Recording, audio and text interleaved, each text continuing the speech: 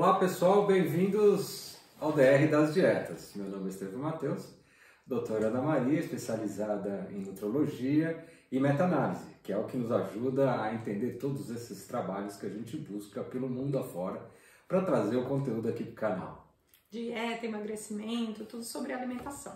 E Estevão é psicólogo de formação, mas ele tem mais de 20 anos de experiência na área de tecnologia, empreendedorismo de tecnologias e tudo, e ele é que é o responsável por toda essa mágica audiovisual aqui.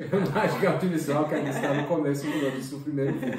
Esse é o segundo vídeo da série de vegetarianismo. E é vegetarianismo que fala? Tem o vídeo 1, que vai estar o link aqui em cima da gente. Se você não assistiu, caiu de paraquedas nesse, clica no outro que está muito legal. Esse aqui a gente vai falar do final dos benefícios e dificuldades que a gente tem. Que poderia ter na dieta vegetariana. Então tá, Ana, vamos começar sobre... Vamos. Os próximos benefícios que a gente vai falar são aqueles benefícios que vocês estão acostumados de ir no médico, o médico pediu os exames de check-up para vocês. Colesterol, triglicérides, glicemia, né? Esses riscos de diabetes, né? E doença cardiovascular. E aí tem uma meta-análise grande, 2022, que viu estudos randomizados e viu observacionais também, comparando aquela velha comparação que a gente já viu nos outros estudos, comparando dieta vegetariana ou com base em plantas versus outra dieta X, qualquer tipo aí que não fosse. Quando você fala dieta X, é só que pessoal do grupo vegetariano e o pessoal do resto da festa. O resto da festa. Tá bom. Come qualquer coisa. E às vezes não está nem controlado o que come e o que não come, por isso que às vezes atrapalha muito da gente interpretar os resultados, né?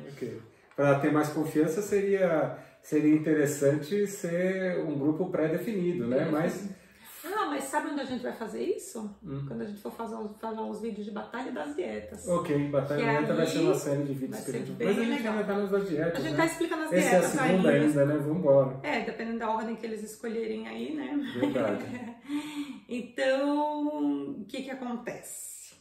Quando eles compararam dieta vegetariana com outras dietas diferentes, eles mostraram nessa meta-análise de 2022, eles viram que realmente teve um melhor controle de glicemia, por exemplo. Então, mas isso é excelente para quem tem diabetes tipo 2 ou diabetes tipo 1. Ou mesmo risco de diabetes, né? Porque mostrou também melhora da resistência à insulina. Ou seja, a pessoa às vezes está pré-diabética, a insulina está estourada e ela conseguiu reduzir, às vezes retarda mais o fato de... Isso é um dos fatores da síndrome metabólica, a resistência à insulina? A resistência à insulina é um dos fatores da síndrome metabólica.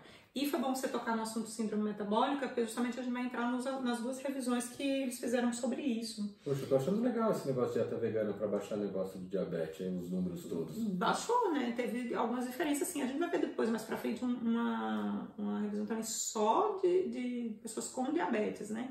Que também foi interessante.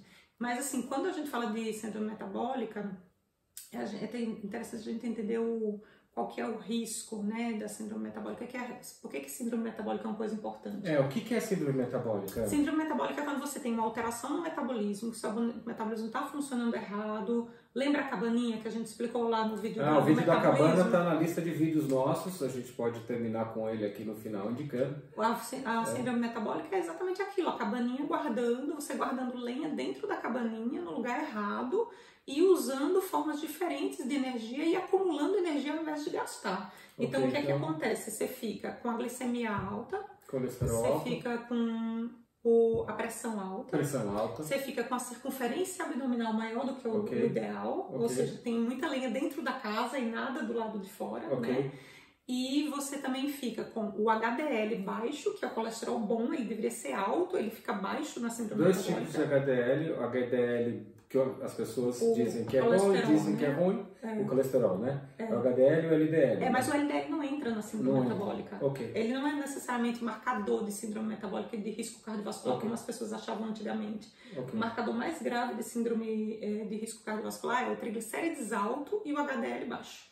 Isso é mais importante do que só o LDL. É por isso que o LDL nem entra na síndrome metabólica. Entendi. E a síndrome metabólica, o que acontece? A pessoa tem 5 vezes mais chance. Quando a pessoa tem síndrome metabólica, que são 3 ou mais desses fatores, 5 vezes mais chance de ter diabetes, 2 vezes mais chance de ter doença cardiovascular, que é infarto e derrame.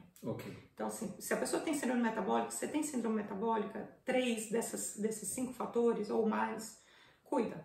Cuida para você não ter esse risco, porque isso é bem aumentado você ter essas outras doenças, né? E aí essa revisão... Essa é mais nova de 2019? Que você é tá de falando? 2019, porque a de 2014 só tinha visto o HDL e viu que não teve diferença entre dietas vegetais e dietas que consumiam carne, né? E aí eles mesmo acharam estranho, falaram, puxa vida, a gente esperava, né, que já que a pessoa come muita gordura saturada quando come produtos animais, que o LDL, que é o colesterol bom, ficasse ruim, ficasse baixo, mas não aconteceu. Não teve diferença significativa. No LDL, no HDL sozinho, que é o colesterol bom, ou seja, não aumentou nem diminuiu, não teve vantagem. Em 2019, eles fizeram um estudo maior, com mais casos, e eles viram mais diferenças, né? Eu só não gostei muito dessa meta-análise de 2019 porque eles selecionaram pela língua. Eles excluíram acho que uns 9 estudos ou mais, porque estava em russo, ou eslovaco, ou tcheco, sei lá. Poxa, mas você fala essas línguas aí, pelo que eu saiba, francês e inglês, eu não sou tão poliglota tão assim, poliglota, né?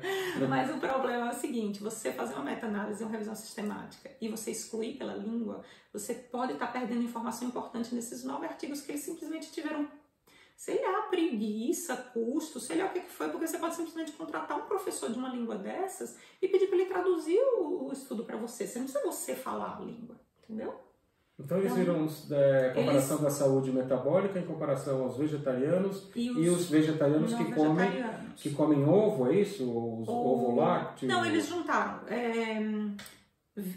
vegetariana e ovo vegetariano misturado, depois eles tentaram fazer umas divisõezinhas entre eles, mas essas duas comparadas com dietas que comiam carne, tá certo? Que eles chamam omnivore, né? Que é a pessoa que come de tudo, né? E aí é interessante, eles descobriram uns resultados interessantes, né? A ressalva é só porque eles excluíram estudos que eles não deveriam ter excluído, mas eles viram a única diferença estatística que aconteceu, viram os 5 parâmetros da síndrome metabólica, lembra? Glicemia, pressão, triglicérides, circunferência abdominal, a pancinha e o HDL. Então, por exemplo, a pressão, eles viram que deu diferença significativa, as dietas com base vegetal melhoraram a pressão, aquela que fica mais alta, que chama sistólica. Que quando você vê a pressão que está 12/8, a 12 é a sistólica e a 8 é a diastólica, que é a pressão arterial mais baixa. A pressão alta e a pressão baixa, né? Não necessariamente pressão alta. A sistólica e a diastólica, esse é o nome técnico. Então, o que acontece? Eles viram que melhorou, reduziu um pouco da pressão mais alta. Uma delas tem a ver com adrenalina, com estresse, não é isso? É esse que tem a ver com estresse. Tem nada a ver com adrenalina, exatamente. Essa, mas a outra pressão, que é a pressão do 8, né, do 12/8 seria o 8, que é a diastólica, não deu diferença nos estudos randomizados. A glicemia não deu diferença. Não deu? Não deu. Nessa meta-análise de 2019 não deu diferença. A circunferência abdominal não deu diferença significativa nos randomizados. Nesse período de tempo da dieta, né? Que eles... que o período era variável. O N era grande? Eu não lembro, mas porque era diferente dos estudos observacionais, davam quase 60 mil pessoas. Nossa, mas com ele desse parece bem importante. Não, mas não estou falando desses resultados. Esses resultados foram muito confusos. Estou falando dos estudos randomizados. Os randomizados, se eu não me engano, era por volta de 300 participantes. E os triglicérides também não deu diferença e nem o HDL deu diferença. Por que eu estou falando, então, dessa questão dos estudos randomizados em relação aos estudos observacionais? Eu vou tentar explicar de um jeito bem facinho. Eu preciso disso bem facinho. Porque eu sei que é complicado você falar de estudo diferente. E às vezes aparece na mídia esse estudo de 60 e tantos mil pessoas. Não, mas hoje com 60 e tantos mil não é um monte de dado? Né, é um monte de dado, mas imagina que você chega num quartinho de brinquedo. Pode ser o quartinho de brinquedo do seu filho, pode ser numa escolinha, em algum lugar. Tem um quartinho de brinquedo, certo? Aí imagina o quartinho de brinquedo, tem um lugar para guardar todos os brinquedos, mas você abre a porta do quartinho, tá tudo espalhado no chão. Aí tem carrinho misturado com boneca, misturado com quebra-cabeça, misturado com Lego, misturado com corda de pular, tudo misturado, tudo zoado, tudo no chão bagunçado. O estudo transversal, ele é como se fosse uma fotografia daquele quarto bagunçado. Você só olha a fotografia, você olha lá, quem tem Lego nesse quarto?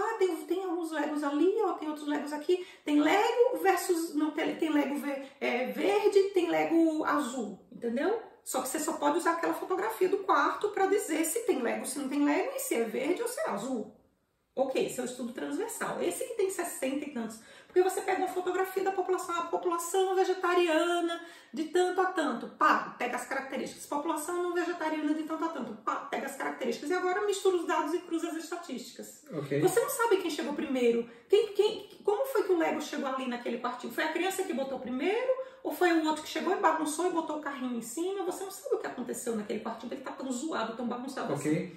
E as coortes, sabe aquelas dos romanos. Do soldadinho, você gosta? A coorte, imagina, é como se você estivesse vendo um grupo de Legos foi amontoado num lugar e o grupo de carrinhos e coisas foi amontoado do outro lugar. Mas pode ter Lego bagunçado nos dois lugares diferentes. Aí quando você faz um corte prospectivo, o que acontece? É como se você estivesse filmando o quarto e vendo a pessoa jogar os brinquedos. E aí montou um pouquinho ali, mas jogou um pouquinho lá. E a corte é isso, é você ir acompanhando aquele grupinho de Legos azuis e acompanhando o grupinho de Lego verde, um foi parar aqui, outro foi parar lá. O melhor de todos, que tem melhor evidência, é o estudo randomizado controlado. Okay. Porque o que você faz? Você arruma o quarto.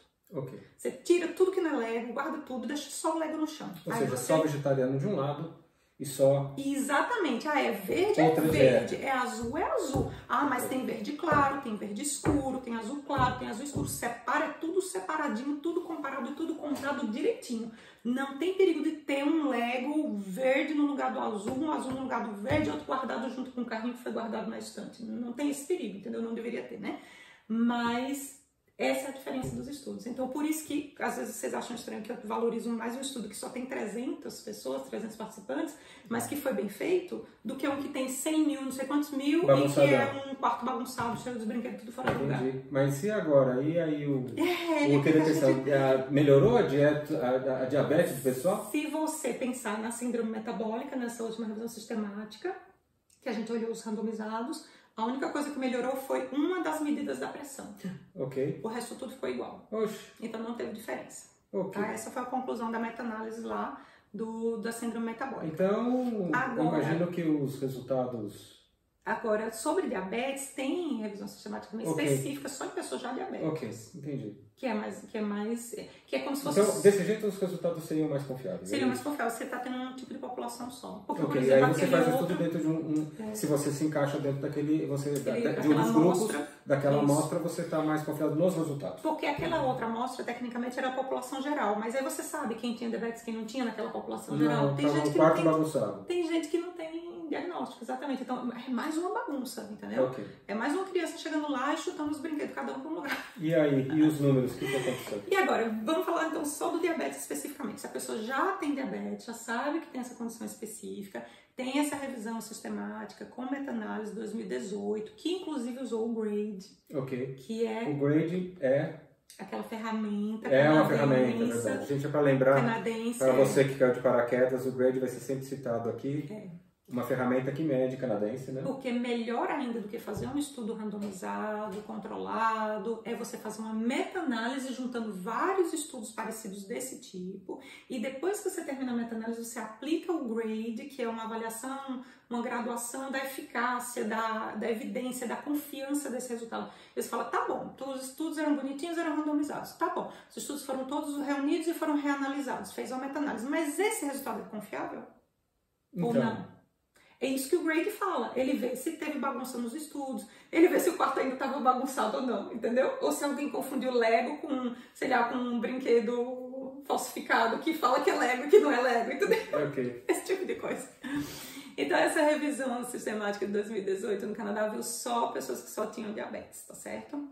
Então, o que é que eles acharam? Eles acharam realmente uma diferença comparando dietas vegetarianas com dietas não vegetarianas. O que é que eles viram? Eles viram uma diferença significativa, tá? Do ponto de vista estatístico.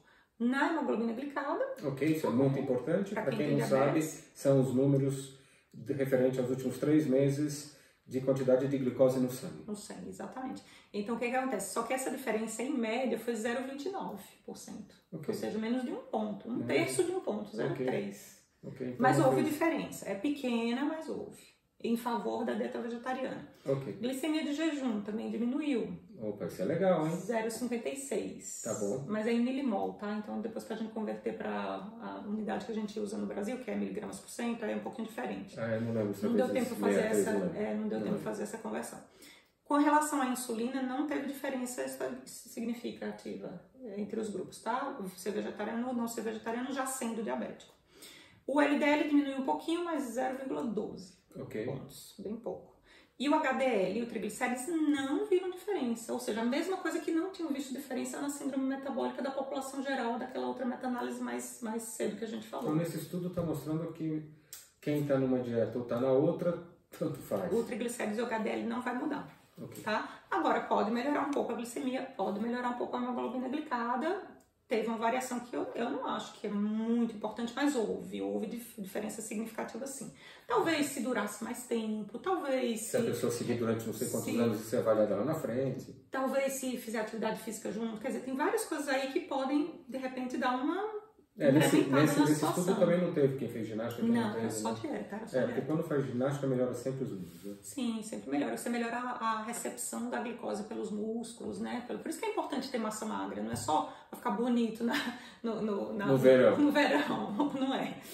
E aí eles viram também uma redução de peso de mais ou menos 2 quilos, ou seja, o grupo vegetariano que tinha diabetes também reduziu 2 quilos, que é importante para quem tem diabetes e obesidade, que geralmente são os tipo 2, né?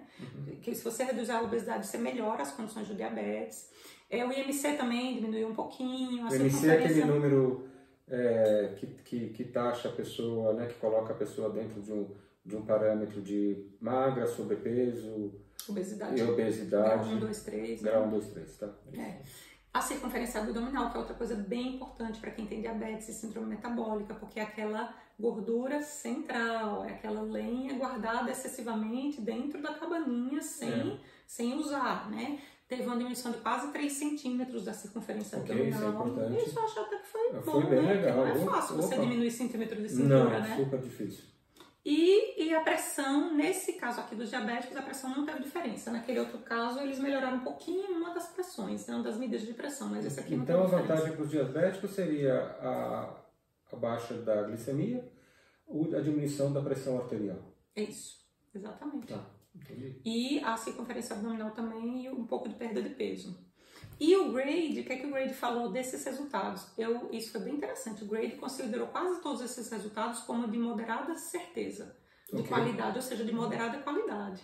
Porque o Grade é super difícil, gente, a gente passar com nota boa no Grade, viu? Eu vou falar pra vocês que a minha revisão sistemática da minha meta-análise do meu mestrado, também, não é porque a pessoa que faz a meta-análise que está errada, é porque os estudos não são parecidos e eles ficam brigando entre si em termos de método.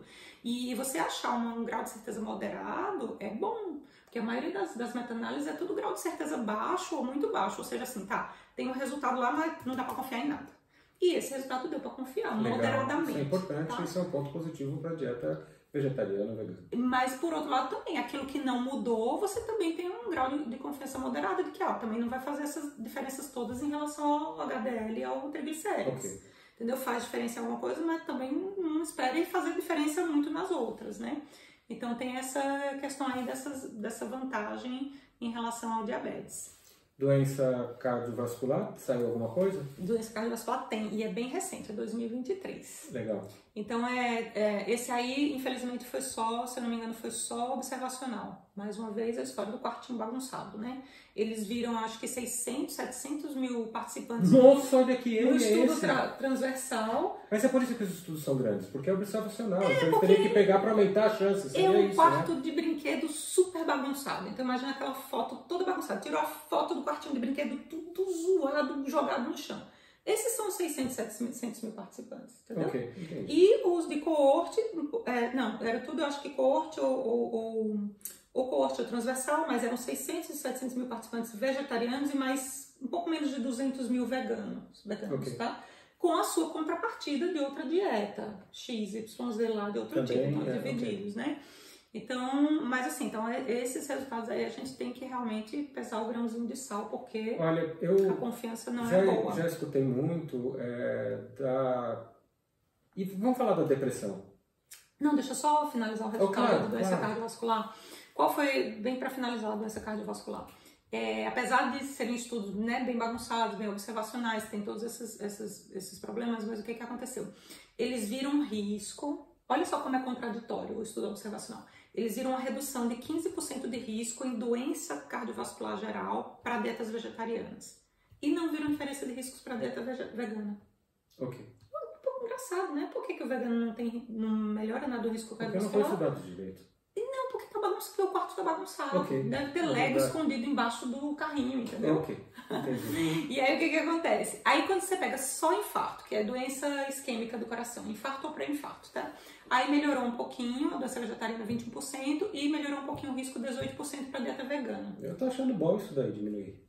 Mas só que para você ter uma diminuição de risco, de verdade, clinicamente... Mas eu sou um leigo, eu vejo que tá melhorando, eu já vou fazer. Só vou recapitular então um negócio bem rápido.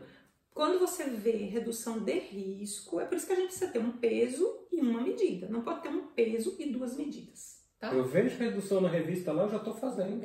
Mas é por isso que a gente tá aqui, para mostrar para as pessoas que tem que ter cuidado. Você pode escolher fazer tal, mas entenda por que você está escolhendo, né? O que acontece? Para você considerar que uma redução de risco é clinicamente significativa, você tem que reduzir pelo menos 50%. Nossa, e tem estudo que avalia isso? Tem, tanto que esses estudos depois eles fazem um prospecto, dizer, a gente vai chegar, quando a gente falar de osso, eu vou falar sobre isso. Então assim, reduziu, ok, 15%, 21%, 18%, mas será que isso é clinicamente relevante, entendeu? Ok. Tem aqueles critérios de Bradford-Hill, que foi aquele estatístico britânico, super bem quisto, assim, muito criterioso, e os critérios dele, quando você fala em estudos observacionais, assim, para ter uma evidência importante do ponto de vista clínico, para redução, ou seja, para proteção, dizer que aquilo lá te protege de alguma coisa, tem que ser mais de 50% de proteção. E esses estudos devem ser bem E para poucos, risco, né? Porque tem muita bagunça, porque o quarto está muito bagunçado, entendeu?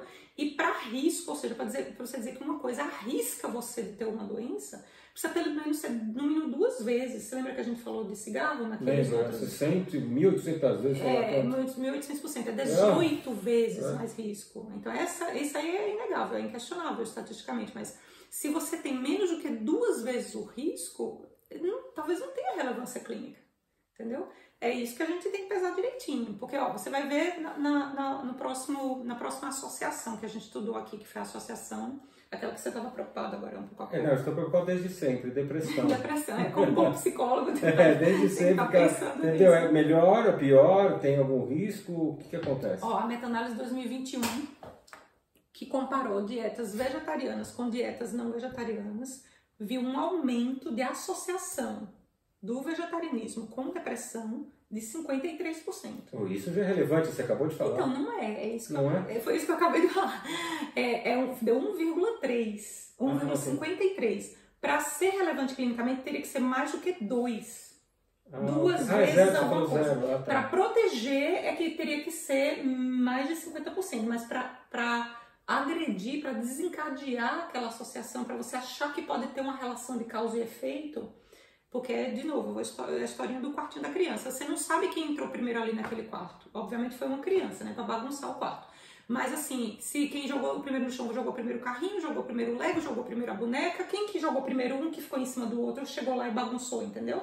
Quando você tem um estudo observacional, você tem a fotografia só daquilo. Você não sabe quem começou. Então também não teve significância. Não. Então, eles mostraram essa significância estatística de 53%, 1,53%. Mas, você lembra quando a gente conversou do risco que a OMS apontou um potencial risco da carne ter a ver com câncer, principalmente do intestino? O valor deles que eles estavam dando para as pessoas ficarem com medo de ter câncer de intestino por causa do consumo de carne vermelha era 1,18. Ou seja, 18% a mais do que a população geral, que é 1. E depressão aqui do vegetarianismo seria 53% a mais do que a população geral. É por isso que eu falo, a pessoa tem que, né, quem mexe com o número tem que ter um peso e uma medida. Para cada peso tem a sua medida. Você não pode ter um peso e ter 2 medidas diferentes. Se você levar em consideração e você fica com medo de que vai ter câncer do intestino por causa de um risco de 1,18 da carne, você também tem que se preocupar com um risco de 1,53 da dieta vegetariana. Do ponto de vista pragmático, clínico, nenhum dos dois tem efeito clínico. Não dá para ter certeza. Porque para você ter certeza, você teria que ter um risco maior do que 2. O pessoal daquela câmera também quer ver você. Eu tô olhando. Você não tá acostumada? Não tô acostumada, tem que... Então, assim, vamos seguir a mesma regra para todo mundo bonitinho, que tecnicamente, do ponto de vista clínico, dá para ter certeza que tem associação? Não dá para ter certeza. Então, porque muita gente poderia já estar procurando a dieta vegetariana porque tem problema de depressão e quer melhorar, entendeu? Mas lembrando que a gente não está aqui para indicar dieta nenhuma, para mostrar, e esse canal não vale como consulta médica, nem como consulta psicológica. A gente não está indicando dieta nenhuma para ninguém, não pode ser alguma. Nem está contra, nem a favor. Aqui em casa a gente tem 10 tipos de dieta diferentes, cada uma faz o que quer na hora diferente. Então, quer dizer, a gente está aqui trazendo as evidências. Totalmente diversificada. Totalmente diversificada. Vou ver se essa semana eu caio pro lado dela. Mas vamos ver se eu consigo fazer. Mas então, a gente não está aqui para dizer o que você tem que comer ou não comer, a gente só está esclarecendo as evidências. Então, eu acho que do mesmo jeito que a pessoa não precisa clinicamente se preocupar com 18% de risco, também não deveria se preocupar com 53% de risco, ainda mais sendo estudos observacionais. E deficiência nutricional, essa dieta tem que fazer, né? Porque uma das coisas que a gente pensa assim, mas então por que será que se tivesse esse risco mesmo de depressão, né, que estatisticamente deu, mas clinicamente pode não ter relevância? Será que é por causa de alguma deficiência nutricional? Tem que se investigar. O campo aí está amplo, cheio de investigação interessante para o pessoal fazer, né?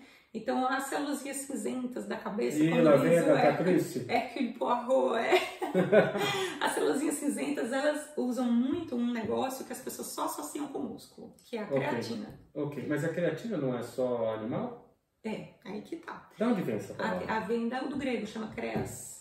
E creas em grego significa carne. Então, o que acontece? É um radical grego. Então, aquele suplemento está vindo da carne, né? Sim, a origem é animal. Tem creatina vegetal? Eu não sei. Se tiver, deve ser ultra, super, uber sintetizada em indústrias químicas, assim, mirabolantes. Coisa do hambúrguer que é impossível. É impossível, exatamente. Porque o que acontece? A creatina, tecnicamente, só viria de coisa animal. Mas se a pessoa escolhe ter uma dieta à base de plantas, uma dieta vegetal, tem que pensar que essa pode ser uma das necessidades de suplementação. Então, assim, pense com carinho. Puxa, posso suplementar a creatina. Porque o que acontece com a creatina? São 3 aminoácidos, um é essencial e 2 são condicionalmente essenciais, ou seja, você só produz eles até uma determinada quantidade, o resto você tem que adquirir da dieta. E tem muitos trabalhos realmente mostrando a diferença de creatina, por exemplo. Tá ganho de massa muscular? Sim, isso aí não tem dúvida. Construção. Com certeza, construção, manutenção, aumento de força, manutenção da massa magra, não tem nem dúvida, mas em relação ao cérebro. E aí? Tem vários trabalhos novíssimos, só 2018, 2021 falando disso. Eles viram, por exemplo, em 2021 na Sérvia, que o consumo natural na alimentação de um grupo que consumia quase 1 grama de creatina pela carne mesmo, versus um grupo que consumia menos, de 0,95. Esse grupo que consumia 95 para cima, né, por volta de 1 grama ou mais, eles tinham testes cognitivos, notas de testes mentais, de inteligência, de memória, maiores significativamente do que o grupo que comia menos. Teste de QI não se chama mais assim, né? Acho que tem múltiplas faces hoje em dia, mas seria como se fosse um teste de QI, mas... que o cara é bom numa coisa, às vezes outra, mas tem vários aspectos, né? Chama teste cognitivo, né? Em 2018, na Bélgica, eles viram que pegaram as mulheres que comiam de tudo, comiam carne, fizeram biópsia no músculo delas, viram a quantidade de creatina que tinha guardada lá. E aí elas ficaram, acho que, um tempo fazendo dieta vegetariana, se eu não me engano foram 3 meses. Né? E aí o que aconteceu? Depois da dieta vegetariana, o que aconteceu? Essa quantidade de creatina caiu. E houve uma queda significativa, ou seja, realmente parou de consumir, o corpo parou de ter, não consegue produzir e dar conta do recado. Ou seja, tem que ser de fora para dentro. Uma boa parte tem que ser de fora para dentro, pode ser através de alimentação ou através de suplementação. Mas a gente não sabe se já tem creatina feita e manipulada, aí como a proteína de soja. Quem quiser pesquisar, tiver interesse, pode pesquisar. Se você souber, coloca aí no comentário, gente. E na Grécia, em 2018 também, eles fizeram essa comparação entre suplementação de creatina versus não suplementação. E aí viram que os testes cognitivos não deram muita diferença, a não ser a memória de curto prazo. Ok. Que é justamente aquela que pega no Alzheimer, né? Que a pessoa esquece que se comeu ou se não comeu há poucas horas antes. Alzheimer, esquece o primeiro, fica lembrando do passado, mas esquece o presente, é o que fez ontem, a memória curta de aprendizado. Então, e houve diferença entre o grupo que fazia suplementação com creatina do grupo que não fazia suplementação com creatina. Eles tiveram melhora na memória de curto prazo. Eram pessoas saudáveis, tá? Não era ninguém com demência, nada disso. E no subgrupo dessas pessoas que eram vegetarianas tiveram mais benefício ainda com a suplementação de creatina. Okay. Os vegetarianos com creatina, estavam precisando. Porque estavam precisando, exatamente. Porque suplementação é aquele negócio que a gente fala, né? O pessoal às vezes fala, suplementa isso, aquilo, isso aqui, mas não vai valer a pena você suplementar uma coisa que você não está precisando. É verdade. Mas quando você está precisando, faz uma diferença imensa na Deve ter qualidade sido um de twin vida. no cérebro deles, né? Deve ser Deu um twin, E assim, sem falar de vitamina B12, de zinco, de selênio. Essas daí eu já ouvi falar que cai mesmo. Os meus amigos e os médicos, quando você vai fazer uma dieta, eles recomendam tomar até injeção de B12. E o complemento sublingual, o complemento. Existe uma diferença entre vitamina B12, né? Existe. Tem o radical ciano, cobalamina, que o ciano vem de ciano de cianureto mesmo, né? Então a gente não sabe se ele não pode ser um pouco tóxico para as mitocôndrias. Depois, nessa frente. Tá, porque você tem que quebrar aquilo ali para, né, vai sobrar um radical. E tem a outra que é a sublingual, e a metilcobalamina, que ela é mais parecida com a natural que a gente, né, teria através da alimentação. E aí eles também fizeram o mesmo, tem um trabalho bem interessante, parecido com aquele da creatina, pegaram as mulheres que comiam de tudo, começaram a dieta vegetariana por um tempo e aí viram uma redução importante na vitamina B12 e aí depois adicionaram leite de novo na dieta delas e aí a vitamina B12 aumentou um pouquinho. Então talvez a dieta lacto-vegetariana ovo-lacto-vegetariana não seja tão deletéria para essa deficiência de B12 aí quanto a vegana estrita, né?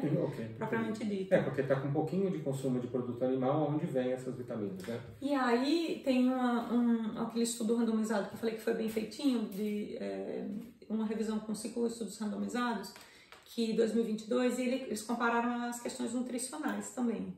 E aí realmente confirmaram deficiência de fósforo, deficiência de ferro, de zinco, de selênio, de zinco, da vitamina B12, que a gente já sabia. Aí uma que chamou a atenção foi a deficiência de vitamina D.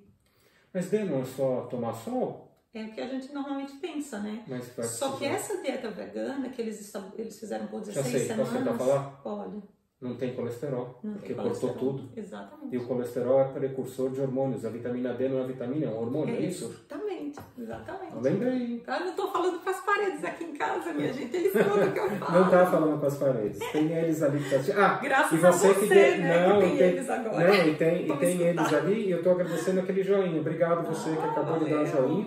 Obrigado você que se inscreveu e obrigado você que está compartilhando aí para as pessoas. Seus amigos que se comem, né? Que se alimentam. Que se alimentam das pessoas que comem. Que a gente não come mais, não adianta passar. Então é isso, vitamina D realmente precisa ter o precursor e as dietas veganas elas realmente zeram praticamente o consumo de colesterol. Então é só suplementar então?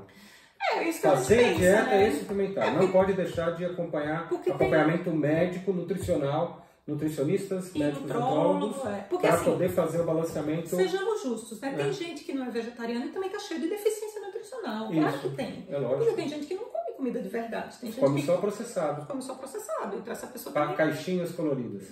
E empacotadinhas. E no micro-ondas também. Super bonito no micro-ondas. Só que aí seria só suplementar. A gente cai naquela questão. Então, o que você falou, vamos procurar realmente uma assistência específica e tal. Mas só para a gente finalizar dos potenciais riscos, né, das dificuldades da dieta vegetariana, tem a questão do negócio do osso. Porque quem viu o vídeo anterior, quando eu estava comentando das populações que talvez não seja interessante fazer uma dieta vegetariana, uma delas são crianças em crescimento. Isso, você citou no vídeo passado que tinha uma densidade menor. É que a gente não pode chamar de osteoporose, tá? Adulto, jovem, criança, não existe esse termo osteoporose. Assim como sarcopenia, né? Mas existe a perda óssea. Então, o que aconteceu? Eles viram nesses estudos crianças de 5 a 10 anos perda óssea. Mas você sabe que eu lembrei? Aqui que veio o lance? Teve uma nadadora numa das Olimpíadas que só de fazer aquela voltinha olímpica, na hora que ela deu o push para a água, ela quebrou. Ou foi o pé ou foi o tornozelo. O pé ou o tornozelo. Eu vi essa história também, ela treinando, ela era vegana, né? ela era vegana. E eles até falaram assim, puxa, como é que ela conseguiu quebrar os ossos do pé, o tornozelo, só de dar a virada olímpica, o impacto na água, né? O impacto na água, na parede. E é muito menor o impacto na água, né? Mas, então foram atrás disso e viram que ela tinha uma densidade mineral óssea bem mais abaixo da idade dela, esperada pela idade dela, aquela curva da densitometria, né? Mas aí tem estudo de meta-análise também comparando as pessoas com dieta vegetariana e com dieta não vegetariana. E aí lembra aquele negócio que eu falei que nem sempre uma redução de risco ou um aumento de risco pode ser significativo estatisticamente, mas nem sempre ele é clinicamente significativo. Então, o que aconteceu? Eles fizeram uma meta-análise já antiga, 2009, está precisando dar uma renovada e uma atualizada nela. Tem mais de 12 anos, né? E aí, o que eles viram? Eles viram que realmente, tanto a dieta vegetariana quanto a vegana tinham menor densidade óssea. As pessoas que faziam essas dietas tinham menor densidade eu acho até que foi meio que transversal. Então, assim, aquele negócio da quartinha de brinquedo bagunçado, né? Tá. Viram todo mundo que fazia dieta vegetariana e vegana, fizeram a densitometria óssea dessas pessoas. O outro grupo parecido que fazia dieta comendo produtos animais, densidade mineral na densitometria, né? Quem é mulher na menopausa, perimenopausa, sabe que exame que eu tô falando, né? Que vê a densidade do cálcio no osso. E aí, tanto no quadril, que é no fêmur, quanto na coluna, houve diferença significativa, estatística, que o grupo à base de plantas tinha menos densidade mineral óssea. Só que aí eles fizeram um cálculo para saber se isso era clinicamente relevante. E o aumento de risco para um potencial de fratura dessas pessoas foi de 10%. E aí é aquele negócio que a gente fala, né? Vamos ter um peso, cada um com sua medida, não pode ter um peso e duas medidas. Se 1,10 não é clinicamente relevante, se 1,18 do risco de câncer de intestino com carne não é clinicamente relevante, se 1,53 de recapitulando. A gente não precisa apresentar de novo por causa desse corte que a gente acabou de dar, né? Porque não teria. Não era nem para ninguém perceber o corte. Tá bom, perfeito. Então, assim, recapitulando, se a gente não vai valorizar clinicamente aquele risco de 1,18 de carne vermelha com câncer de intestino, aquela associação, também não vamos valorizar clinicamente a associação de depressão com dietas à base de plantas de 1,53, por que vai valorizar um risco de fratura de 1,10, entendeu? De 10%.